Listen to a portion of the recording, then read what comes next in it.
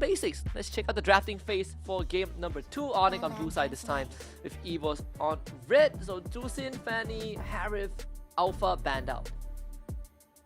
Alright, so pretty standard to open things up here. Like I already highlighted, I'm hoping that EVOS goes for a slightly more early game-centric composition here. And if you're able to combo it with like the standard front to back, the more traditional lineup, like you mentioned, Husky, go for comfort, go for pocket picks, stuff that you can rely on, then we might be able to see EVOS put up a fight against ONIC PH. The bigger question is the Joy is left up on the table. And ONIC Philippines, they are first pick, so if that Joy goes through, you're picking between Joy or Suyo, or maybe you take the one that ONIC doesn't pick. They ban out the Eve. EVOS has a big decision to make right now. If they're banning the Eve, most likely they want Joy, I think. And they're already proposing that question to EVOS. If you ban Joy, then we get Suyo for free. If you let both through, Joy still performs slightly better in a 1v1 situation against Suyo, and is also a very comfortable hero pick for King Kong. So either way, EVOS esports are going to be in a pretty tough spot. I think if they do end up letting the Joy through, contesting things like the Cho away is necessary. So EVOS, they recognize that, they ban out the Joy, which means Suyo is up, but the Granger is also available, right? We also see the Granger up as well. What else is there? Yeah, I think Granger and Suyo are the first two I'm looking at. Unless... Is there a world where you just first face the Lucas? No, right? No. Like, Lucas is solid, definitely, but still runs into similar issues that other EXP laners do, in that if you counter him in lane, then he doesn't really get to do anything. So you usually don't want to early pick EXP laners. We do see the CEO locked in. EVOS going to take the Loi away. It was banned out by them in game number 1. This time they will have access to it. So take the Granger for themselves as well. Their standard opening. It's a fair trade if you are EVOS, right? Let's go. It's going to be the Irithel once more for Kelra. When they're up against Granger that mostly relies on skill shot, you can kind of dance around him as the Irithel.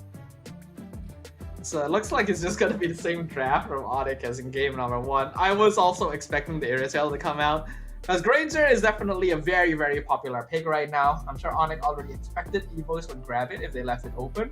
But Irithel is actually just a pretty solid counter to Granger, right? You have the mobility to catch up with him. They're able to poke from afar quite well, and the AoE damage allows you to outscale him somewhat too. And then you add the Cho onto that Briscoe was already destroying EVOS on earlier, and ONIC already looks very solid once again. They're gonna go for the Hayabusa this time. So it's definitely a switch up now that the Joy isn't there. Go ahead and ban out Lucas as well, who has been causing so much trouble for EVOS in that game 1. The question has always been, how are you going to protect your backlines? And so far EVOS, they don't really have that person, so you might as well get rid of the Lucas. Yeah, I think Kirk played a mean Lucas. One of the best I have seen. So very understandable to get rid of it. It's already difficult to handle in the first place, and in this case, Hayabusa and Granger are both heroes that want to go more for the finisher. So if you have a hero that's very difficult to whittle down in the first place, then it's not going to be the most ideal. Both teams right now are still going to be looking for their EXP lane, so I'm expecting a little bit more focus towards that. So that's a Tigreal ban from ONIC. It was also a pick on my mind, and maybe EVOS is going to consider the Tigreal again. But ONIC is now going to force them to dig deeper into that hero pool. What else does Tawny have left? I suppose there is still the Kufra against all these dashes. I mean, they themselves ban out Phobias. If not the Tigreal, what, the Kaja? Unfortunately, we don't really see much of Kaja anymore. Pretty classic options against Cho are either heroes that can match CC like Ruby, or just straight up bulky frontliners, right? Like a Todd or Hylos, both of which are still open right now.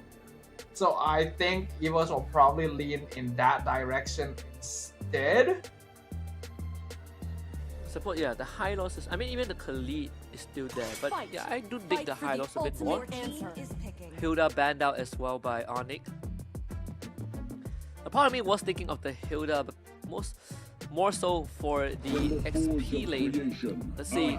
So the Qatar will be the choice for EVOS. They're gonna keep it up, keep it a flex.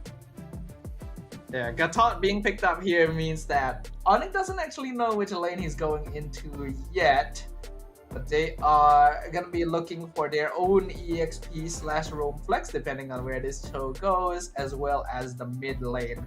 Now that the Gatot is out, we're not going to be seeing the same Farsa from Super Prince. There's a recently banned it out previously because that AOG just destroys the Feathered Airstrike entirely. There are still a good number of mage picks in the pool. Still the classic fallbacks like Vexana as well as Aurora. Let's see what ONIC decides to go for. Alright, let's see. My gosh. No, there's the Veil. Ooh. Veil and Hylos. Suppose it's not too bad like of a this. pick, right? I mean, we've seen this example. The Veil pick, I think SRD showed us when they fought against RRQ. Hoshi in M6, like the Veil, pretty darn good answer into some of these picks. Like you blow them up so quickly. Veil is a hero that I expressed doubts about during SPS in the Open Finals. I believe when it was played by Yue, when it was against Fanny. I said that this is going to be a food hero, you know, not the greatest mobility, but I neglected to think about how quickly Wind Blow comes out, right? There's not a lot of backswing into it, so it's actually very good at catching assassins off guard by just instantly knocking them up into the full combo and burst. Veil has definitely gained a lot of popularity since that pick in SPS previously, and now the CC will come out to counter against the Hylos at the end, but it looks like they're gonna flex the show into EXP instead. Yeah, it's a very smart switch at the end, right after seeing the CC, so it's better to have Kirk on the show so you don't get kind of stuck on by the CC. I'll say this Veil might seem immobile, but at max passive you get like what 80 extra movement speed, so it's pretty fast, you know, for someone who commands the wind. It would be pretty funny if Veil doesn't travel at high speed. See though, game 2 is gonna kick off right now. We will have ONIC Philippines on the blue side and EVOS Glory on red. Game number 1 ended up being a very one-sided affair for our current world champions. EVOS Esports are now eager to switch things up, have definitely gone for a more standard composition here with pretty good early game presence, but is it going to be enough? Because ONIC still has a lot of their comfort heroes. They switched up with the Hylos and the Veil, but otherwise, still the same heroes we saw in game 1. I'd like to quickly say that Super Prince is using the base skin, which I'm not impressed by. Ooh. He literally had a new, you know, what do you call it, the event skin? It's not called Starlight, but the latest one, which makes him like a magician, a consensual musician or something. At first, it almost came through the lethal initiation and actually did proc. When you're so confident that you're gonna be able to make things work out even without that extra 8 magic attack from the skin, then why not, right? Super Prince, in the mid lane. This goes to eat up all of the shadow kills, stuns Annabelle under the turret, and he himself gets out alive. A really nice stun at the end by Briscoe. A kill there would have been huge for Annabelle to get started on the snowball for the Hayabusa, but turns out it's Tawny instead that gets caught out. Again, the off-tempo play by King Kong. He always comes in after the enemy jungler has already made their attempt. Yeah, not only that, he came in and was level 4, now gets to clear up his camp just in time for the orange buff to spawn once more. See King Kong, he's to be slightly ahead in experience compared to Annabelle. And yeah, with this turtle taken out, no chance for EVOS to do anything about it. King Kong not even having to expend the retribution here. Wow. And we can see just how low the... Wait, what happened back there? That must have been a bailout. Yep. Yeah. Well, that's very painful. And then Briscoe knows that he's at low HP too. This is very oppressive already. Has to use the retreat just to secure the orange buff, but now Briscoe? Oh, he's just gonna eat it up! The glorious pathway! Percentage max HP heal finds Annabelle at the end, and King Kong just slices him in half.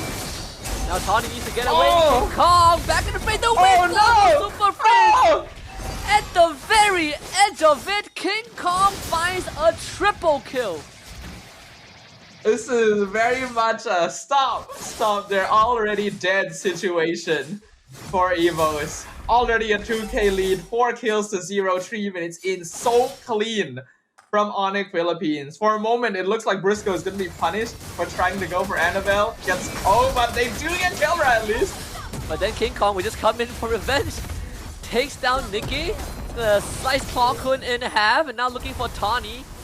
Window connects, this time no follow-up from ONIC Philippines. King Kong just found 6 kills in under 4 minutes. 6-0 Suyo in 3.5 minutes. I'm sorry, EVOS, the game is over. What do you even do at this point? And it's King Kong of all people. MVP with Suyo in game 1, nearly a 900 GPM. What's gonna be his GPM in this game? I don't even know. It is insane what ONIC is capable of achieving with these invades, with these punishes. EVOS just doesn't know what's hitting them. If this game ends under 10 minutes, King Kong is probably going to hit like a 1k GPM. Yeah, I think so. It's probably halfway there. They can continue to invade. If you're Annabelle, damage you do, damage you don't, and yeah, kick in the face. Briscoe picks up that kill. An orange buff. Not sure if Annabelle got it, but not that it's going to matter anyways. The third turtle spawns. ONIC Philippines, not in a rush at all. Unfortunately, EVOS once again just not really having lane priority. Or at the very least, enough of it to allow them to make something happen more aggressively on the map. They're also encountering a similar issue I pointed out earlier, where they only have the Gatot as a form of initiation with a CC, right? So they don't have this reliable ways of starting teamfights and locking people down either. And that's allowing ONIC to just go wild. It's the same issue we saw between Blackers and Lazy Esports in game 1. Eldora with vengeance. Annabelle shows up, shallow kill, dispersed between King Kong and Kirk, and now where's Annabelle gonna go? Kirk tries to look for him, and behind the scenes, Valdora just got destroyed. I kind of want to see what King Kong's itemization is already. Like, how many items does the Suyo have at this point with his 7-0-1 score? We're 5 minutes in, Avatar the Guardian comes in, Super Prince avoids it, flickers out! And King Kong re-engages, just takes out Nikki just like that. They're actually too good. Super Prince, under any other circumstance, Avail should be dead in that position, but instead sets up, gets the windstorm in, Annabelle gets chased down! And Kirk finds the kickback, Briscoe gets a double kill just like that. This game is going to be rated PG-13 because this is ugly. This is no longer safe for like child consumption. You know, you need parental guidance to tell you that EVOS is being destroyed right now. 7k goal lead in 6 minutes. What do you even do? This game is the prime example of why some people think that video game incites violence. It's not that ONIC PH wants it, it's just they are too good at the game. They did lose Briscoe. So that's the second kill that EVOS has found this entire game. And it's so minuscule, doesn't really matter. The third turtle is going to be spawning. We're still in the turtle phase of the game, and ONIC has like a 7k goal lead. The diversion play was good, right? Being able to pull the entire team over to catch out Briscoe, but that is the ONIC roamer. He's not even worth that much, all things considered, and yet still actually pretty good for EVOS. You can see just how scared they are. Tawny not able to hold up the front line against Kirk at all. So split push is happening for Annabelle, so I do think that's a good idea. ONIC isn't actually that good at responding to split pushing, but they are starting to rotate up now, so I hope Annabelle is getting out soon. For Super Prince, find a win low now. Not gonna risk it. Alright. They did commit the glorious pathway. Let's get into lane, but still EVOS, they got the turret. Meanwhile, King Kong's gonna be taunted up. There's 5 people on top of him. King Kong trying to get away. Soul Saber heals himself back up, so Kirk is the one who falls. Super Friends shows up just in time. Still nothing, not too much for EVOS. It's Purify out from Nikki. AOG from Tani completely misses. Brusco stuns him out. Law and Order. King Kong is legendary. Takes the orange buff in the process. He's doing 3 things at once. That is a BOD in 8 minutes. I think it's probably a second or third item as well, as the Vengeance is popped by Veldora. Almost falls. If King Kong had Sky Piercer, then that would have been another kill as well. But not everyone builds the same way James does. Right now, you can see, yep, third item, BOD in 8 minutes. If the game isn't over, I don't know what is. He actually has the same net worth as 2 people from EVOS added together. He's the bait. It's all about King Kong. They find the kick. Kirk sets it up. King Kong tries to get away from Annabelle. But Annabelle finds the shutdown finally at the end. But then Kelra is the second layer of the problem. Kirk, another knockup. Kelra over. The turret is a maniac. It's going to be a savage for Kelra at this point. Where's the crit? Kelra finds the first savage in the challenge season. And ONIC Philippines just styling on EVOS right now. I want to cheer for the underdog. I was happy to finally see them shut down King Kong's 9-kill streak, but then it just converts into a savage for Kelra. That is the danger of ONIC Philippines right there. You think that you finally dealt with their main carry, turns out nope, they were just setting up for a different core the entire time. But it does narrow down the goal difference quite a bit. It's only 4k now for ONIC, which is quite a lot less than it was before. Another diversion play, just a scout there. No, they actually do take it. Not able to find anyone, unfortunately. ONIC still in a very dominating position, especially now that their gold lane is fully online. King Kong wasn't even aiming at the bush, but it did force a reaction from Tawny and Nikki. So kind of back to square one. EVOS are definitely in a bit of a more comfortable position. Not enough to contest the Lord though. That goes over to ONIC Philippines as expected. How fast did King Kong hit 15? Huh. 11. You are. I can't remember what the level 15 timing high score at M6 was, but it was actually pretty quick. I don't think King Kong beat it, but he was pretty darn close here. And it shows the superiority of ONIC PH right now. They got the Lord. They're going to be pushing in with the next one. EVOS does still have some tier 2s, so they should be able to defend this without too much damage. Holy Crystals is completed, so now Super Frizz will be one-shotting Nikki if he's unlucky enough. This is going to be a tough defense for EVOS. Oh, never mind. And they found Annabelle. Literally the moment I said it would one-shot someone. Okay, well... What do you even do? How do you even play the game at this point? They're gonna somehow try. There's so much damage from ONIC Philippines. Oh, Kelra, look at him! Kelra. My man is running in the middle of 4 people and an inhibitor turret and still finds the kill onto Nikki.